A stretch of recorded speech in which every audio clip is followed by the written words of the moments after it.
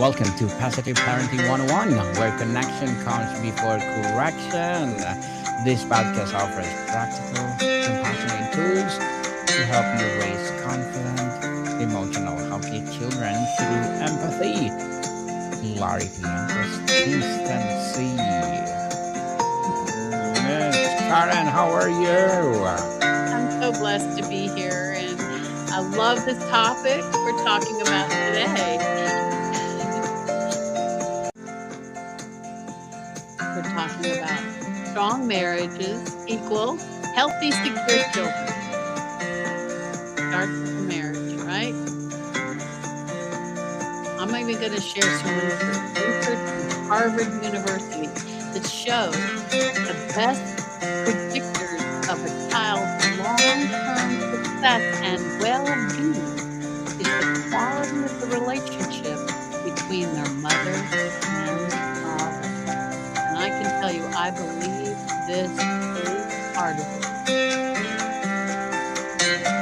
Happy, secure, loving parents gets what they make. Happy, secure, loving children. Children are our highest priority. But one of the best things we can do for our children is to love our spouse. They say that when a woman has a baby, the best thing that her husband can do for her in that situation is to love her and support her while she totally gives her life away in self-sacrifice to this newborn that can't do anything to love you back, and you just have given your whole heart to this child, this newborn, and you can't believe how much the tent pegs of your heart have expanded to embrace this new little person. And you think, oh, I'm just going to love this child to perfection, and boy, they turn out to have their own personalities. And so you can't make them do things that you want them to do. But boy, when they see the example between you and your spouse and the love and respect that you show to one another, it has a huge impact on them.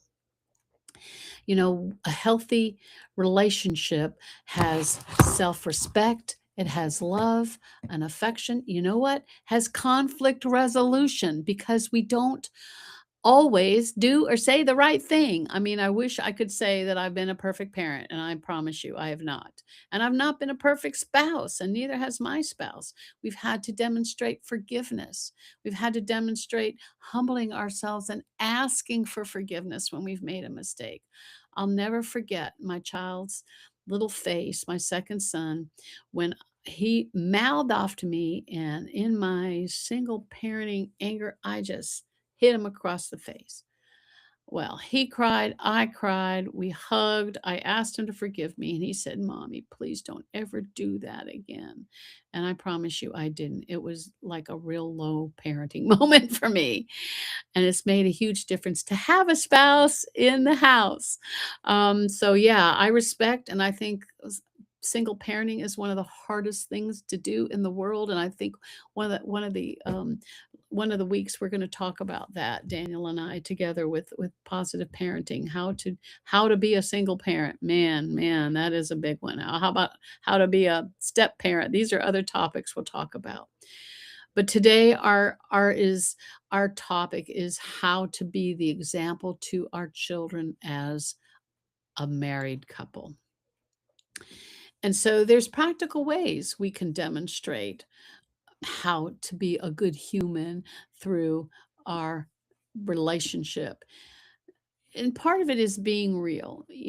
I know my parents were trying to always protect us from the hard things of life. And yeah, it's appropriate to do that when children are little. But I can tell you, when I was in college and they split up, it was a shocker. They had hidden too well the deterioration of their relationship because it didn't sustain life eventually when the children were when us children were a little older.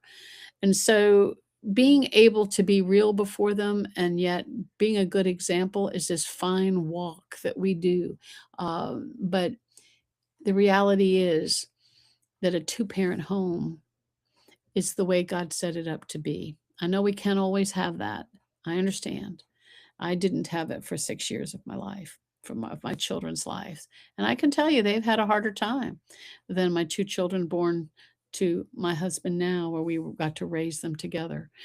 Um, and they have seen the examples that we're talking about today because I wanted them to truly know that they had a secure life because their parents were totally committed to each other.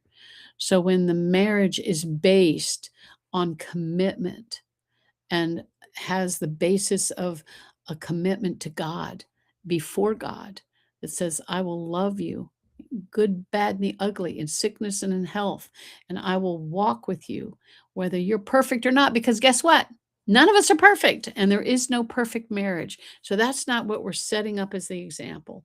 We're setting up the example of being real, but also determined to be the loving people that we want our children to grow into. It's easy to forget because children are so demanding and it takes all of our emotions and intelligence to do it. That can we really truly make it our priority? And that's a good question. Um, One of the things that it takes, besides that kind of commitment with each other, is the knowledge that we're both gonna be there, and when children see that you're gonna be there for 'em, no matter if you're fighting or have a disagreement, whatever it takes, it's also gonna happen together, and you're gonna be able to do it together. They're gonna get some things from mom they won't get from dad. They get, Well, "Hey, welcome back." well, Miss Karen, thank you for continuing our parenting, our positive parenting 101. I have a difficulties, so my next question is what is all about our topic for today? We're talking about strong marriage equals Mm, healthy, secure children. definitely. It is the foundation of a family. Strong marriage, as you said in the church, through thick and thin. It's hard to Exactly right. do. Yes, but the commitment starts first, right? Without the Mm, commitment, there is a you're like building your house on sand. If there isn't that sense that, "You know what? I'm here for the good, the bad, and the ugly, I'm gonna stick with you." And your spouse is saying the same thing. Through thick and thin, I'm gonna stick with you. We're gonna get through the rough waters, the hard times. We're gonna do it together because there are stresses in life that try to destroy our families, that try to keep marriages from being strong and respectful and affectionate. And keeping that alive is really important. I've been a single mom. I know the struggles, and we're definitely going to do one of these, one of our weeks about single parenting. Daniel, I think that our listeners would enjoy hearing our perspective of single parenting. But today we're mhm, talking about marriage as that foundation for our children's sake. Because I promise, having two children and raising them as a single parent for part of their lives, and then being married and having children that have only known their parents together, they've had different struggles. I've seen both sides of this picture, and I really recommend highly having both a mom and a dad for our both. children Hmm. as a whole. You know, the marriage comes first. And we marry somebody because we love them and we want to go through life with them. We don't marry them for any other reason. And God says He put man and woman together in marriage to bring up godly children. So we have that as our goal, and it is a doable goal. It is achievable, I promise you.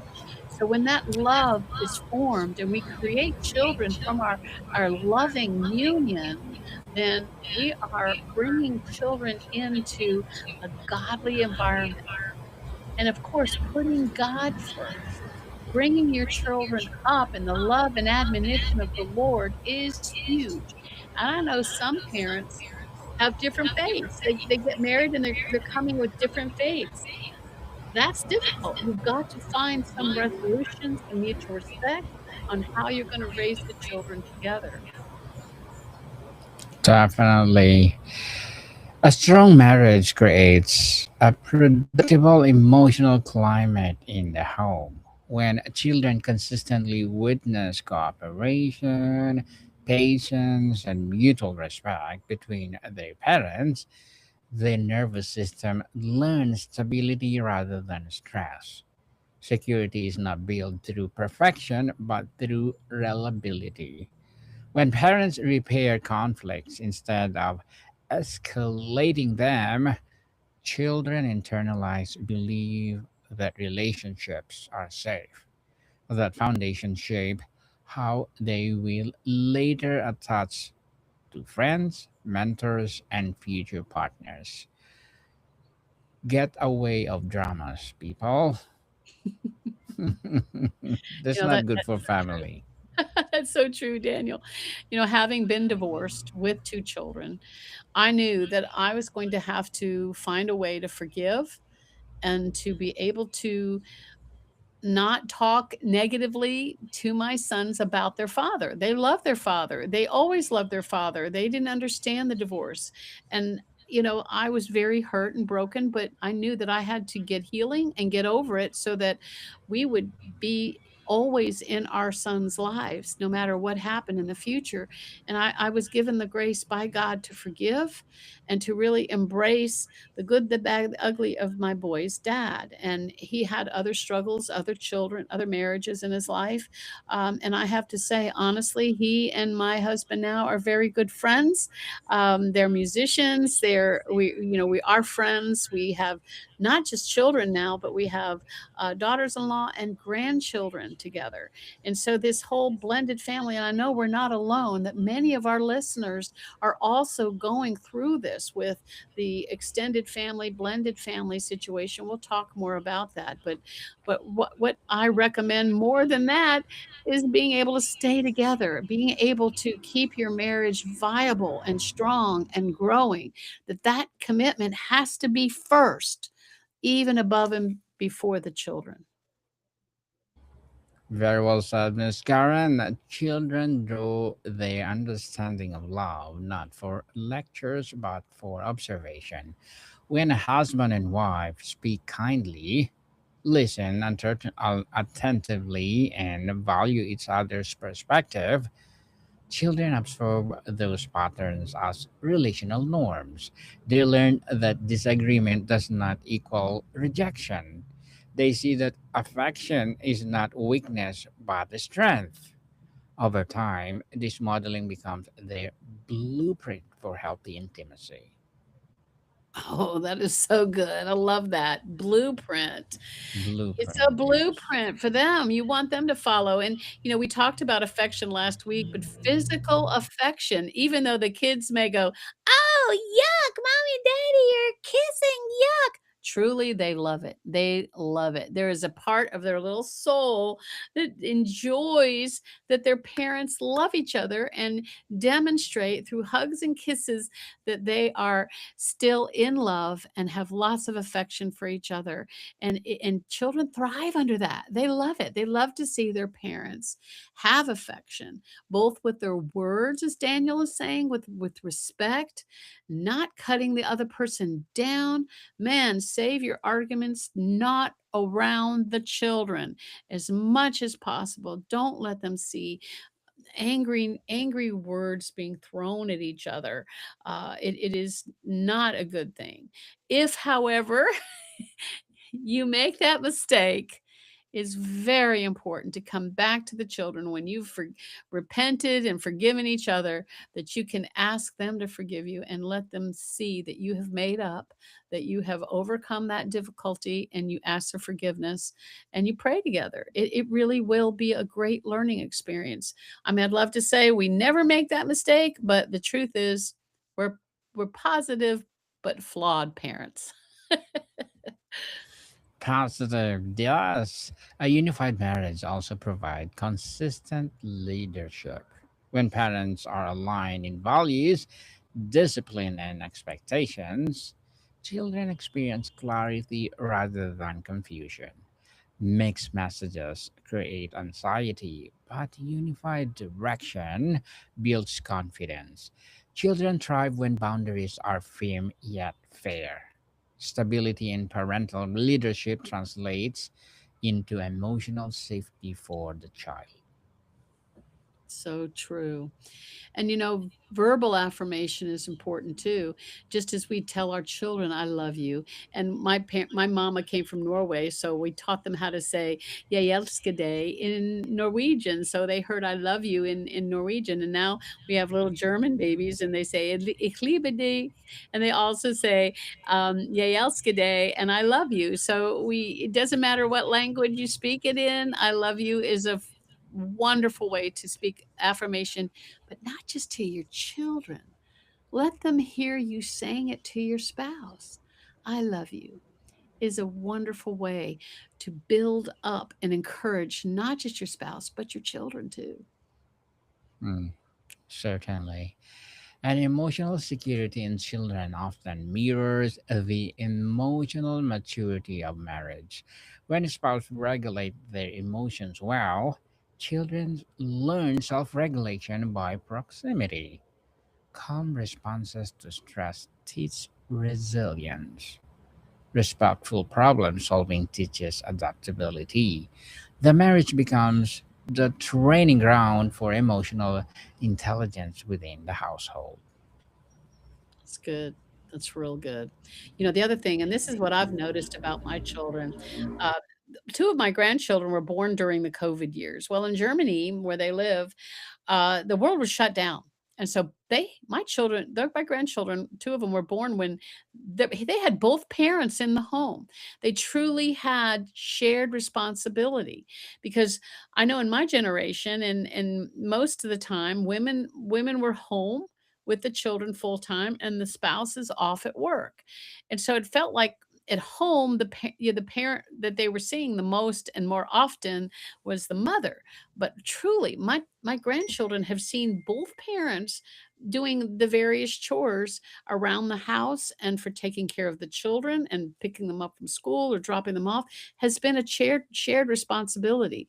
Well, guess what that models before those children? They have an expectation, my grandson and my granddaughter, that parenting is a mom and dad thing, not just mom, but mom and dad together share responsibility for raising the children to be healthy and secure.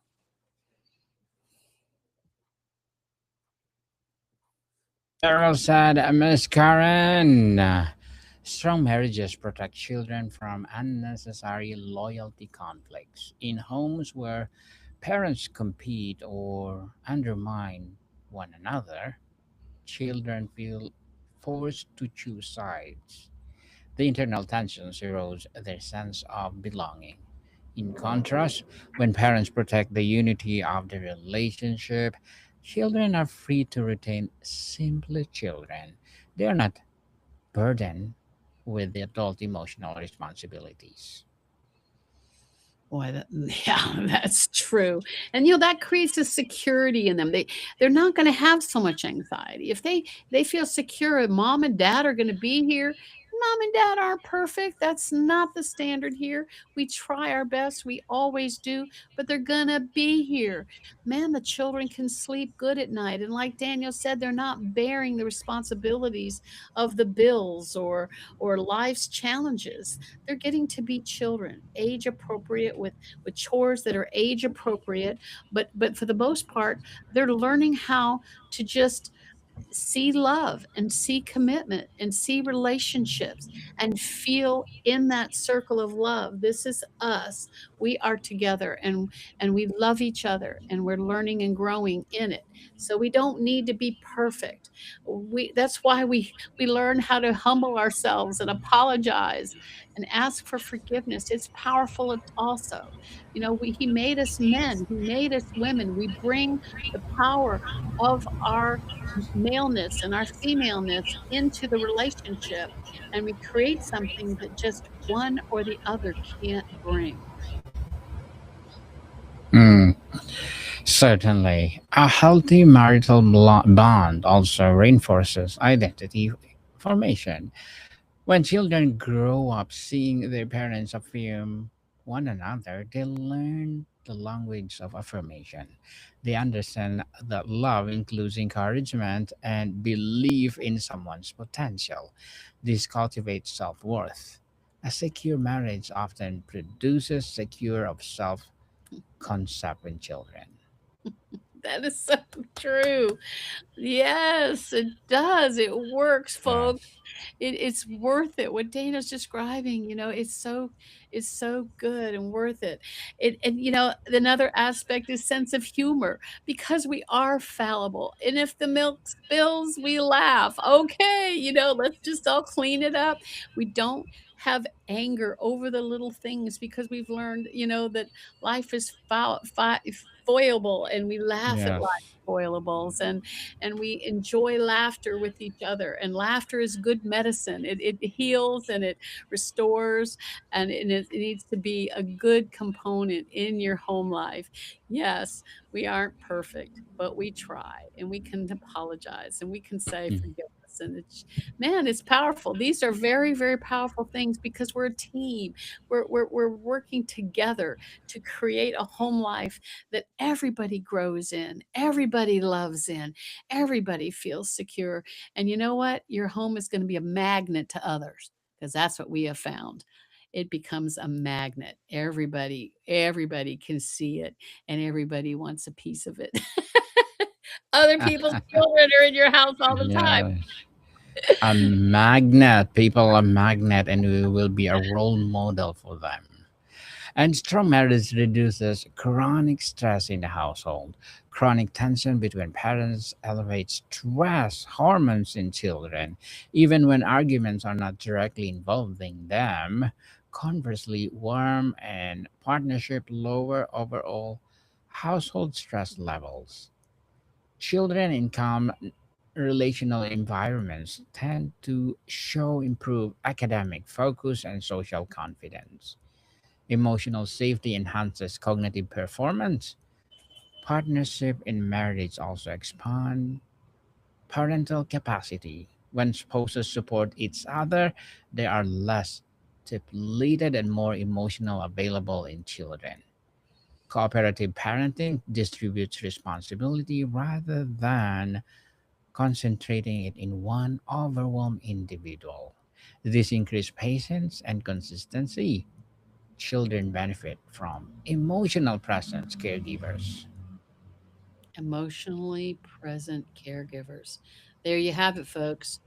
Even a dad who may be off working and is thinking about how to make a living, how to take care of his family, but then when he's home, if he can do whatever he can to lay his work responsibilities and household responsibilities on the shelf so that he can emotionally be present for his children, he's a huge wonderful dad. It makes a huge difference as they have this love for them demonstrated, not just in provision, but in presence. Definitely. Ultimately, strong marriage provides children with the most powerful message of all: love is dependable. Security does not come from material abundance, but from relational stability. When children trust that their parents are committed to one another, the world feels anchored. The anchor becomes the internal compass guiding their future relationships. Strong marriage does not guarantee perfect children, but it dramatically increases the likelihood of secure ones. I want the guarantee, Daniel. I want a guarantee that they're no, you're right, it doesn't guarantee, but man, it gives them a good head start. And, the world is gonna give them 1,000 lessons about love, and most of them quite shallow or even untrue. But when they have had a home that has taught them faithfulness and commitment, a love that doesn't clock out, then they will have that personal security and healthy way to evaluate themselves and their future relationships. We're forever going to be their parents, even as we aren't parenting anymore as they grow up. and we will love them forever. My mother just turned 94 and she's still my mom, and she helps me celebrate my birthday this week. She's still my mommy, even as I'm turning 72.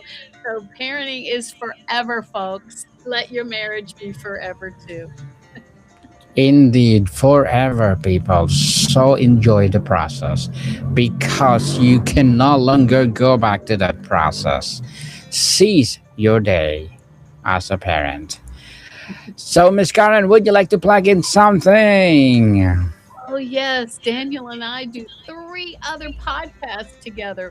We do love letters where people share stories and ask questions about their relationships. We also do Bible verses 101.